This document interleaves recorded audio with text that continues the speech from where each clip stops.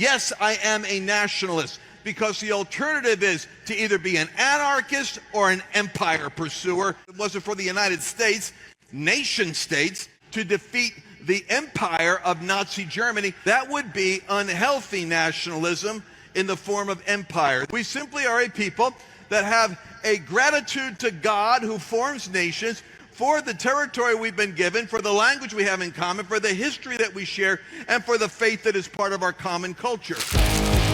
Hi, I'm Ana Marie Cox. It is 90 days with Ana Marie Cox, and it is 34 days until the election, just 34 days. That means you have 4 more days to register in states that close their registration the soonest you can do it, which is a lot of red states. You should check your registration no matter where you are, because a lot of people are purging the rolls. And then also on I guess something I wish I didn't know, but if you live in a disaster area, there are laws protecting you if you have something go what looks like wrong with your voter registration. You can show up at the polls with an ID and they cannot turn you away if you've been impacted by a natural disaster. Moving on this show, we talk to smart people about stuff that they've noticed in this wild, historic, unprecedented, crazy-making election. Today's smart person is Jemar Tisby, an old pal of mine. He is the author of The Spirit of Justice, True Stories of Faith, Race, and Resistance. He has a newsletter called Footnotes on Substack, and he's a professor of history at Simmons College in Kentucky. Hey, Jemar. Greetings. Thanks so much for having me. I actually wanted to have you on since we started the show 60-something days ago. God, it's funny when you have a show called 90 Days. You can really keep track of how long it's been on. So what has popped out for you these days? Like, when you look at the coverage of this very intense time in American history, knowing American history as you do, what pops out for you? How fast time flies when you put up the 34. I'm like, oh my goodness. That's going quickly. We're basically a month away from this election that we've been talking about forever and daily for so long. So history is not that long ago. And that's what I tell when I say history in school. People are like, oh, history. And I'm like, no, it was like yesterday. Yesterday, absolutely. And I've decided I would rather study history than live through it, which is what we're doing on a daily basis right now. It is very stressful. I agree. This is something that got talked a lot about when Trump won his first term, which was people kind of being like, if you ever wanted to know what you'd do during the civil rights movement, like, look at what you're doing now. And that's right. That's lovely, right? I guess. But also like, yeah, I don't want to. Or you could look at it like, no, we're always living through a civil rights movement. That's the other way to look at it. That's right. That's right. The work has never been done. When you think of the civil rights movement as history, that's your problem. Ooh, I like that. I'm going to use that. Historians talk about the long Black freedom struggle. And what they're getting at there is that it's part of a continuous story. There may be highlights and eras like the civil rights movement, the Black Power movement, the abolitionist era, but it never ends. And even those sort of historical punctuation marks are preceded by a lot of groundwork that was being laid beforehand to make that possible. So the civil rights movement, the groundwork was laid by the labor movement in the 1930s and 40s. And many of the tactics, even the March on Washington, which was one of the tactics that A. Philip Randolph, who was a union leader for train porters, he was proposing that all the way back in the 1940s when FDR was president to protest for these government contracts during World War II to be open to Black companies as well. They were not getting any business from this war machine, so to speak. And FDR caved. And so they didn't do the march then, but they brought it back. There's all this stuff that's happening all the time that builds up to these historical highlights, if you will. And so the work is never ending. And that's what I'm feeling right now. too many highlights. That's what maybe the way it is. But to put it in the context of like the work is never ending, the work is always happening. Um, it's just there's been a lot of races and not a lot of training in the past 16 years. I feel like one thing that's happened in the Trump era is the bar for shock has been raised so high. Because you and other people, like Russell Moore, also a big person who was just like, hey, gotta like, let's talk about whether or not racism is a sin. I remember that was his big thing. Little, maybe not even as firm a point as this is justice. I want to take that back. So if justice, maybe sin is a big, I don't know. I like what you have to say about it better. Trump wins evangelicals. He continues to win them. Despite having an incredibly, demonstrably immoral and unchristian life, which has only continued to unfold, right? What is happening now? Because I think to me, what it looks like is that white evangelicals have just been like, all right, I guess he's our guy. Mm. Mm. Yeah. I mean, like this stuff about when he was like, I'm still like, I don't know, 6 weeks is too early to stop abortions. I'm still kind of choice. And they're like, all right. Yep. And that was their their linchpin. Is that what's happening? Is that they're still kind of like, all right, he's our guy? Yeah. So, I mean, what all this is revealing is that we have to grapple with the fact that what we call white evangelicalism is probably more accurately conceived of as a political movement than a theological or religious one. There are certainly religious elements in there, and we can talk about white Christian nationalism. But when it really starts to come to the fore is in the World War II and immediate post-World War II era. It's coming up alongside the rise of anti-communism, and they deliberately juxtapose the United States as a Christian nation and a democracy versus godless, communist, atheistic Russia and other communist states. And it's in this mix that people like Billy Graham come to the fore and start articulating this faith. And I think Billy Graham's actually a really great example of white evangelicalism because he's not as hard right in his rhetoric as some others like Jerry Falwell Sr., would be, or Bob Jones, right? They're actively promoting racial segregation. Billy Graham's taking down the ropes at his rallies all the way back in the 50s. He's going to other countries with Black and brown people and doing evangelical rallies and crusades. But at the same time, he characterizes a cozying up to political power, especially conservative political power, that really coalesces with the moral majority and the rise of the religious right in the 1970s and into the 80s and on up to today. So you ask what's happening. One of the things that's happening is we are seeing, in religious terms, the fruit of 40 plus years of discipleship that says the only truly Christian way to vote is Republican. And what that was fundamentally was not so much a moral movement, despite the name moral majority, as a power move. It was the sense of aggrievement and fear and loss of influence and power that many white evangelical Christians felt. And they've been looking president after president, election cycle after election cycle, for the person who is going to champion their beliefs, their cause, their people, and actually get the job done. They found it in Trump, and they're not going to switch their support. I think a lot of people recognize that evangelicals are almost like single issue, or say they are single issue voters in terms of abortion, right? I think there's a slight distinction to be made between whether or not they really are a single issue voter, unfortunately, or if that's just what they think they are.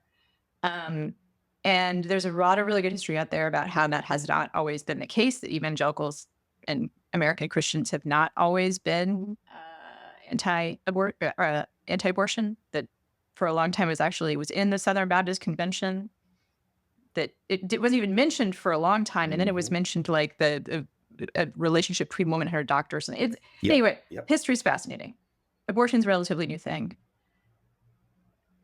What do you think is happening there? I guess. I Yes. mean, it because a lot of people I know who I tend to take people on good faith, as it were, right? Like if they're not like an actual politician. And they will talk about the horrors of abortion and they will talk about being disgusted by the idea. And I believe them. But what do you think is happening in the church where that has become the only thing that gets talked about in an political manner? Like who you vote for should be based on that. I've thought about this, why that issue, right? And I wrote about in my first book, The Color of Compromise, the way that came together politically as the issue that really helped to galvanize folks on the right. And why is that? This is just me talking my theories. I think abortion appears like a really righteous issue that actually doesn't require much risk or sacrifice. So they can righteously proclaim they stand for life and life in the womb and life begins at conception and all of these things. And they even call themselves abortion abolitionists, drawing on the language of the righteous pursuit to eliminate race-based chattel slavery. But on a daily basis, what does that require of most people? Not much. A lot of talk, maybe. There are some who were very extreme, and these are the folks who stood in front of abortion clinics. Some even got arrested, and they are, I think, true believers in that sense. But it's also quite a convenient issue, not like economic redistribution or overhauling law enforcement that would have sort of tangible impacts every day on people and require a bunch of work. So I just think it's really interesting, and it's a public facing issue that comes packaged with a lot of other stuff. So it comes packaged with ideas about which marriages should be legal, ideas about taxes and who should be taxed, ideas about social support systems, ideas about public education. And so look, anybody who's listening to this podcast with you is open to real talk. The real talk for me is it is not completely disingenuous. There are true religious convictions here, but it's also quite convenient an issue to champion. And it happens to also get you this omnibus of other priorities and political policies that you like as well. And the proof is in the pudding. When Trump waffled on abortion, there was no waffling in his support. So it's not truly just about that issue. I think the reason why he kind of tried to circle back and correct that, and say, no, I'm just as extreme as you are, really, was the enthusiasm problem more than like losing people problem. That's right. So you don't have to talk about this if you don't want to, but I am curious about the Black Christian evangelical experience of the abortion question. Like, I know that it is not something that necessarily has the kind of, not as unpopular as it is in the white evangelical church, but certainly not as supported as it is among Democrats in general. That's right. Like, what do you see there? And I don't know if your personal story about this would be relevant. And again, yeah, that's helpful because I'm constantly contrasting in this political moment, white Christian nationalism, as often supported by white evangelicals, with the Black Christian tradition and Black political theology. So it is a real difference. By and large, Black church folks are pretty socially conservative when it comes to same-sex marriage, when it comes to abortion, things of that nature. It's not going to be as out there as like you said, the Democratic Party in general. But why hasn't abortion become like the top tier issue for Black folks? Because we've always been multi-issue voters. We've never had a president on either side who truly champions us. I mean, got pretty closer than maybe ever with Obama. But, you know, we're used to having very unsavory political choices. And we're also used to voting on issues that have an existential impact on our lives, whether or not slavery is abolished, like the Emancipation Proclamation and the 13th Amendment, whether or not there is the right to vote with the 14th Amendment and the 15th Amendment, right? Yeah. You know, Important, an issue, big issue. If you're going to be a single issue, you know, can we participate in this democracy, right? Which Supreme Court justices are there? Because all the way back in 1857 with Dred Scott, it said Black people weren't citizens and so couldn't even sue. Plessy v. Ferguson, 1896, with separate but equal, right? 1954, just squeaked by with, well, we had a Supreme Court that was open to hearing arguments that separate was really not equal, and actually won the Brown v. Board case. 64 Civil Rights Act, like who the president is, who's in Congress, what policies are on the table, have an absolute impact on whether we're even considered Americans, right? And what that looks like. Then, particularly with the abortion issue, having to remember how much Black bodies have been, and to a degree still are, controlled by other people. So let's talk about women, of course. There's a historian named Jennifer L. Morgan, and she talks about Black women's productive labor and reproductive labor. So the productive labor is, you know, picking the cotton, washing the clothes, doing all the manual labor that an enslaved person does. The reproductive labor is something that Black women were forced to do either through sexual assault or just having more children to grow the labor force. Literally, that's what was happening. And so their reproductive labor is part of it. And then I'll tell you one quick story in more modern times. So one of my historical heroes is Fannie Lou Hamer. She was born in 1917 in the Mississippi Delta, where I used to live and work for many years. And she was a poor sharecropper, the 20th of 20 children. When she grew up and got older, she went to the doctor to have, I think, some cysts removed.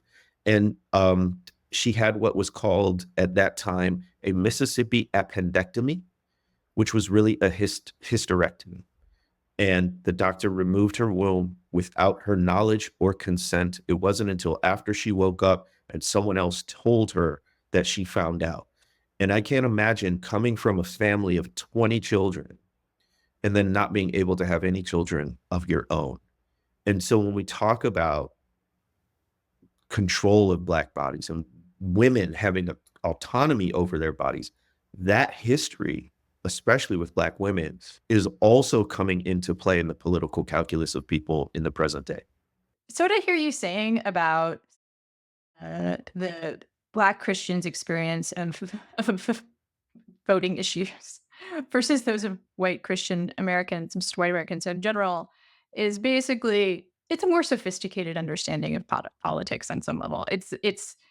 There is a privilege in making things simple, right? Or in thinking things are simple, like you said about white Christians and abortion.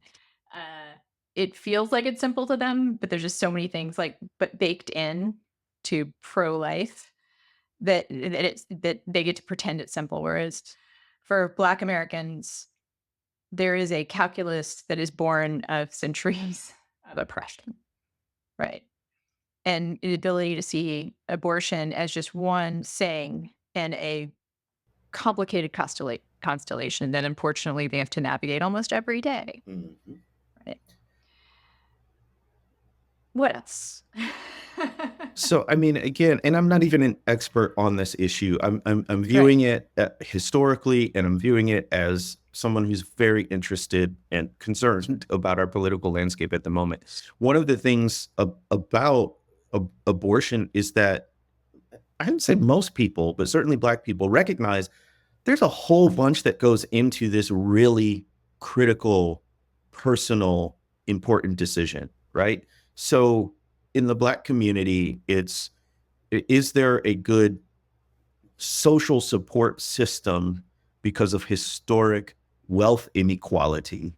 Where do we have access to healthcare? And so that's going to affect which candidate we support based on their stance on medical care and making that accessible, especially to the poor. It has to do with the quality of hospitals around. I used to live in, like I said, the Delta on the Arkansas side. We had one small regional hospital, but if we wanted any more extensive care, you had to drive at least an hour up to Memphis, 2 hours to Little Rock, 3 hours to Jackson. That makes a big difference. And who's supporting these rural hospitals and things of that nature certainly goes to just education and the ability to earn, get a job and earn a decent income. It even it talks to incarceration and whether Black men are not behind bars to help support families. So all of that goes into, you use the term pro-life. That's a really big term because on the right, pro-life tends to mean pro-birth, but not pro-life womb to tomb, so to speak. And that's another consideration that Black people and Black Christians are making when they go into the voting booth. I read a study when I was doing more academic work around this stuff of interviewing. So it's a while ago, but it was a sociological study of teenagers and pregnancy.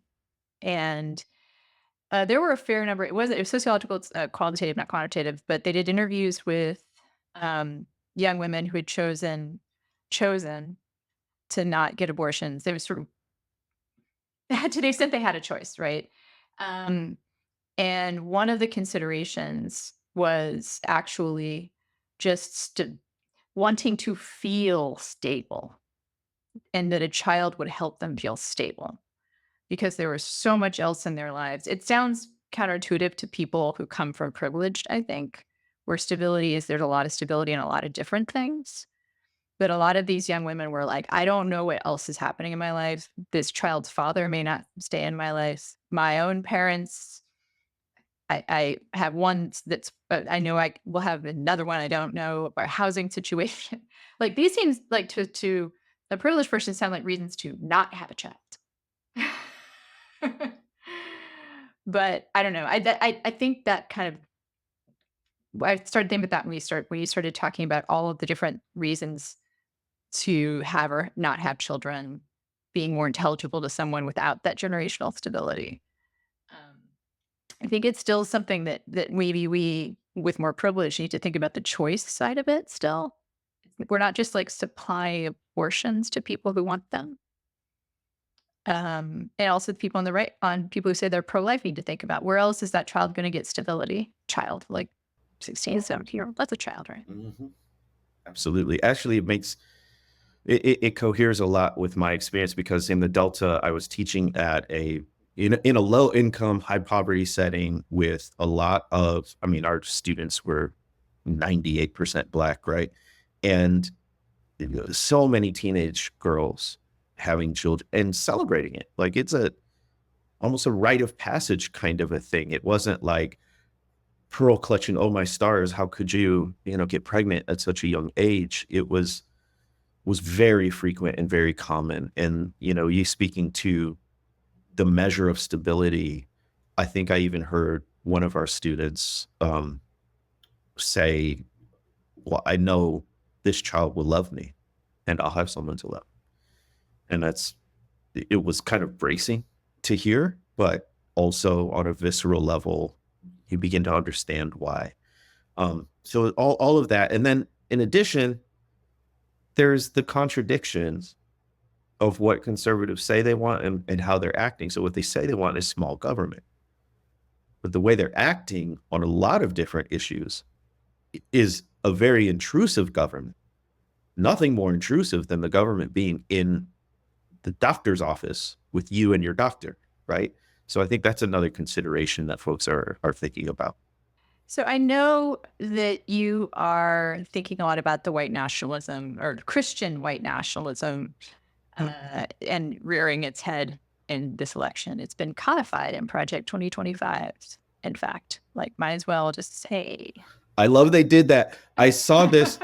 They overplayed their hand. This is one of the few times that I think I've seen this, which is they made the website, they published the 922-page PDF online, and it's all there, just waiting for someone to trip over it and be like, "Hey, what's this?" And we did. I have a lot that I feel like we're missing in the lead up to this election. The analogy I've been using is I feel like one of the football coaches trying to get the team ready for the big game, but they're not taking it seriously. Like, they're staying up late at night, they're eating junk food, they're joking around, and I'm like, folks, this is it. You have no idea what it's going to be like when we actually get to the big game. That being the election, but also the aftermath, right? So that's another thing I'll get into. One of the things that we got to talk about is white Christian nationalism, because it's showing up all over the place. I'll give you one quick example.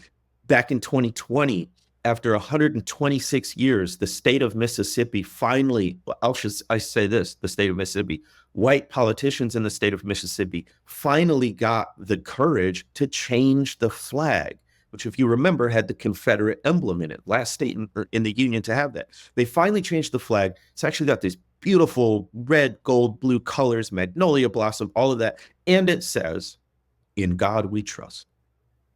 And I sat back and like, to most people, that's innocuous, maybe a sign of civil religion, right?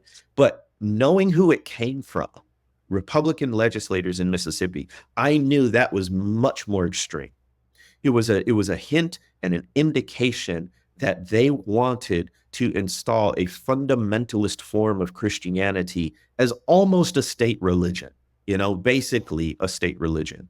And what this comes down to when we talk about white Christian nationalism is that fundamentalist Christianity imposed on people across the board, no matter your religion or persuasion.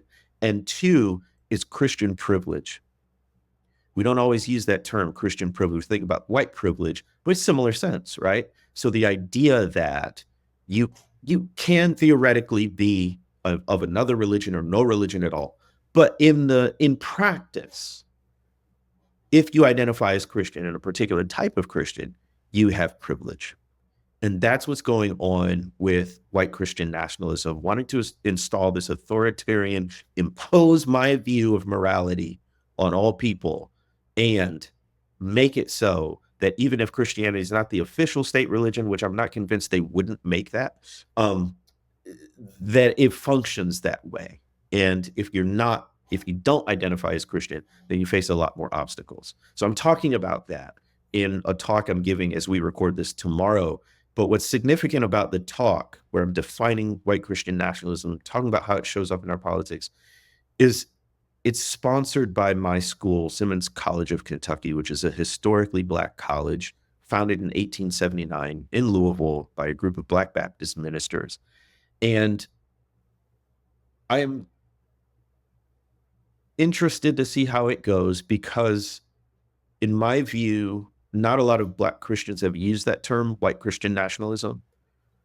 And I'm not entirely sure why. But I think it's important because I think the Black Christian tradition is the exact rebuttal to white Christian nationalism. You, of course, are the expert on this. But that rings true to me.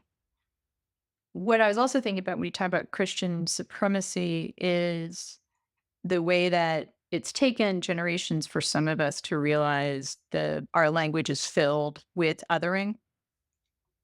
For instance, actually a small thing, but I think relevant here is to say happy holidays or have a good winter or winter holiday. That's actually kind of important. Like, yes, I mean, okay, fine. You say Merry Christmas to someone. I personally don't feel like that's the height of offense. I am Christian, but I am Christian. See, like, that's the thing, is I'm Christian. So, and when I say it, I also know I don't mean celebrate the birth of Christ. I am just saying happy holidays, but it actually Right. matters. It actually does matter, the ways that we talk about these things. And I think what you've just pointed about the Mississippi flag is a good reminder to folks to think about all these little ways that we have Christianity in our culture, and that is very much a toe in the door for things like prayer in school, which is just real coincidentally happened. Brown v. Board of Education and Career School Spice started around the same time. It's so strange how that started to be something that white Christians really started splitting schools for, sort of at prayer in school. But the other thing I think about when you say that is how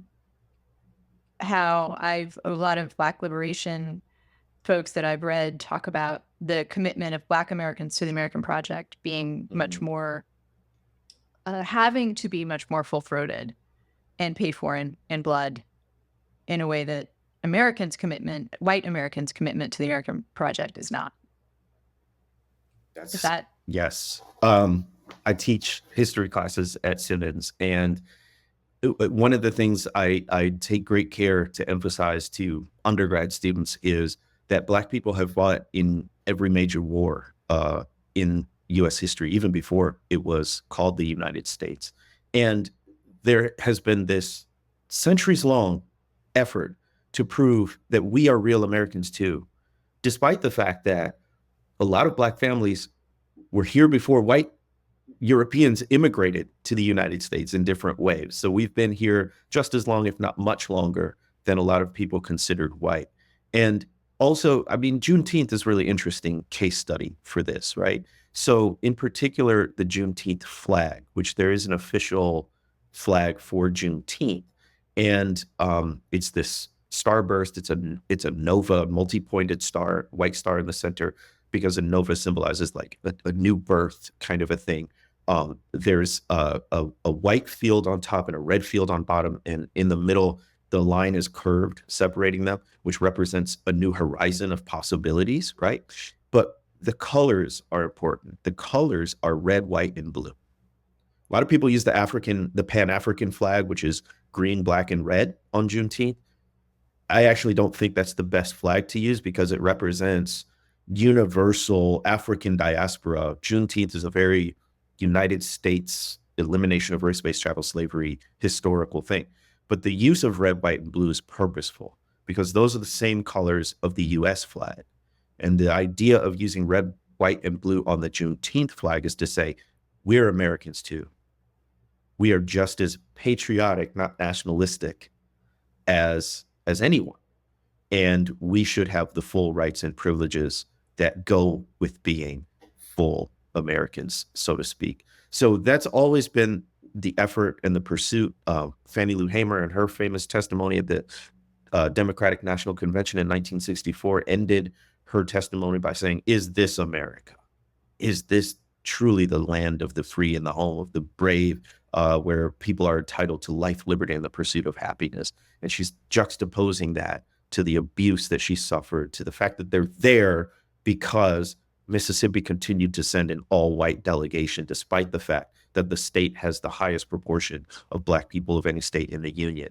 MLK, in his famous "I Have a Dream" speech, a lot of people like to skip down to not being judged by the color of their skin, but the content of the character. But he starts by saying that Black people are owed, that the nation signed a promissory note to Black people and all of its people that has been reneged upon, has yet to be fulfilled. And he couched it in the fact that the United States promises these rights, promises these privileges to the people who reside there, and they've been denied historically to an entire group of people based on their race. So I just got off on a rant about the fact that Black people are truly American and truly part of the United States. But it's an important reality that we continue to have to prove or insist upon again and again. I would like to say that you're preaching to the choir, but I don't sing very well, so I won't prove that. But what you're making me think about is in terms of what the way white Christians see the promise of America as a one that they've made good on, and now they're worried that what they promised is going to be taken away. Like, yes, I got what America promised me. Now don't take away what yes. America gave me.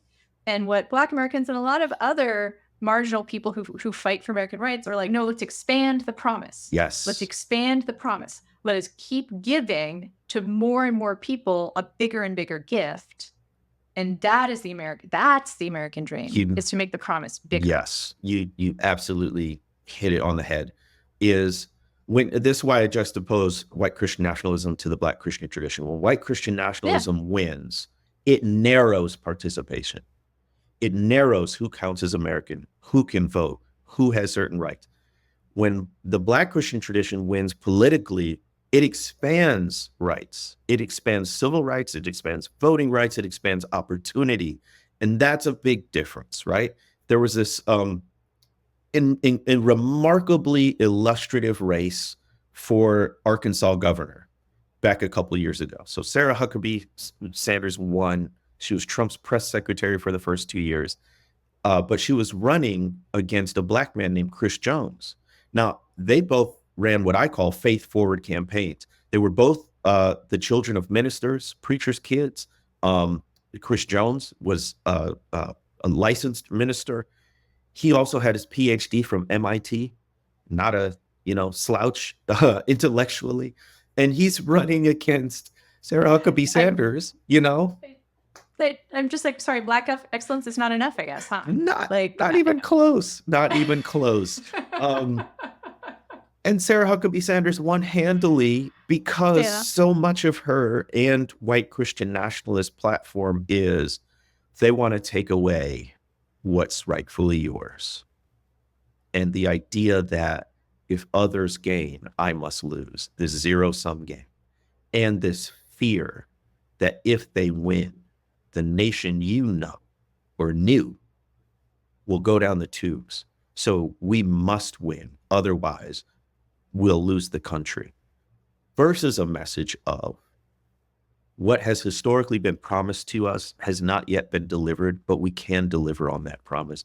I love the line from, I think it's the preamble of the Constitution. It says, says, we the people, first of all, right? And then it says, toward a more perfect union. That to me is the encapsulation of what we're trying to do politically.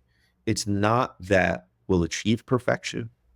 It's not that every candidate will perfectly represent our ideas. It's that with every election cycle, we can move toward a more perfect union. And that's the promise of democracy. Not that we will ever arrive, but that we can get closer and closer with the right people and the right policies. For a lot of white people and privileged people, the Trump election was the first taste that they've had of this is what oppression feels like. Not even the level of oppression that people have felt for centuries and generations, but they could come for me. Mm-hmm. And that was really that did activate people, and we did see, I think, a lot of white people embrace anti-racism, and I think the sacrifice of George Floyd really woke a lot of non-Black people up. But then Biden was elected, it was all like, all right, whew, got through that. Done. Well, let's get back to brunch. And I just don't know if my fellow white folks have it in them to lose another round. Whereas a lot of people, and I guess my thought on this is actually, and tell me if this is, I don't know if I'm walking off a cliff here with this idea, but I almost want my fellow white folks to recognize as the places that we're not privileged, and to see fellowship and solidarity in some of those places, and not, it's actually what I'm talking about is intersectionality, I suppose. But to embrace that, I have a mental illness. I am disabled. Right. And it's easy, since I'm able-bodied, it's easy to not think about it and to ignore it and to... A lot of what I feel like I'm saying right now sounds hokey, but because I think we're in a back to basics era.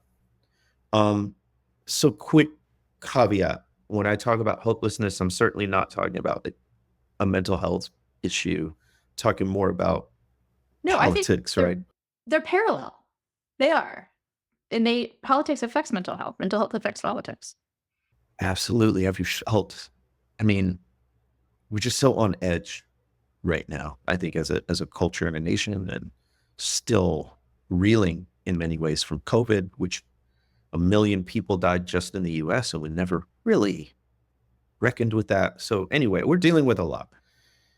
Part of, like, I want to build resilience for all people. And part of why I wrote The Spirit of Justice is precisely that. I think it's a book we need, whoever wins in November, because again, that's not the end. That's the beginning of something else, something really unpredictable. So that's the other part that requires resilience, is uncertainty. I think if there's a word to characterize this political era, it's uncertainty. We simply don't know what's going to happen, no matter who wins the election. We don't know what comes after. I mean, the election season really is, I think it's January 20th is the inauguration date. Like, at least until then, we cannot count on business as usual in terms of transfer of power, right? So there's that. And then there's the next 4 years, whatever. So I bring forth these stories in something like The Spirit of Justice because honestly, when people ask, like, Jemar, what gives you hope? I say history. A lot of times history gives me hope because you're right. You mentioned before, we've been in more precarious situations. I mean, the Civil War, pretty big deal, like ripped the country in two, right? And then even the period after, you get the rise of the Ku Klux Klan, Jim Crow, lynching, all of that. And we've come through these times before, though. That's what I'm trying to say. It's like there's this immense evil, I would call, and negativity. And yet, what is truly remarkable to me is not the evil, which unfortunately is unsurprising, at least. It's horrific, but it's predictable. To me, what's remarkable is that there've always been a people who tapped into what I call the spirit of justice to rise up and resist that. And that's what I'm trying to get people to understand, that the spirit of justice is alive today, that you can tap into it, that it may never be a majority of people, and historically it hasn't. That's the sad part, is like you want a whole bunch of people to get on board. It doesn't typically work like that because it's really hard. But nothing can stop a people who simply won't stop. And that's where I want us to be in this election cycle and beyond, the people who never stop. Oh God, that's too good. Well, we have to stop here. I could talk to you for another hour, Jemar. Likewise. This has been really great. And I just think you're right. I think we don't ever have to stop. And I think the spirit of justice is like grace. There is more there than you need. Precisely. It is grace. The spirit of justice and grace are the exact same thing. It is there for you. Just accept it as a gift. If you want it, it is there. I love that. Yes, absolutely. And not stopping doesn't mean not wasting. Just want to put that That's in. right. Not any degrees, Ana Marie Cox. You've got 34 days until the election. Please check your registration no matter where you live. Check how long you have to register no matter where you live. And our hearts and our thoughts go out to those who are suffering right now in this most recent terrible climate tragedy. I've been talking to Jemar Tisby, author of The Spirit of Justice, True Stories of Faith, Race, and Resistance. He's a professor of history at Simmons College in Kentucky, and he has a newsletter, Footnotes. If you are listening to this as a podcast, you should know it's also available on YouTube. If you're watching on YouTube, it's also available as a podcast. Please rate, review, sign up your friends, tell folks, and thank you so much. And we'll be back tomorrow. Mr. Chairman, and to the Credentials Committee. It was the 31st of August in 1962 that 18 of us traveled 26 miles to the county courthouse in Indianola to try to register to become first-class citizens.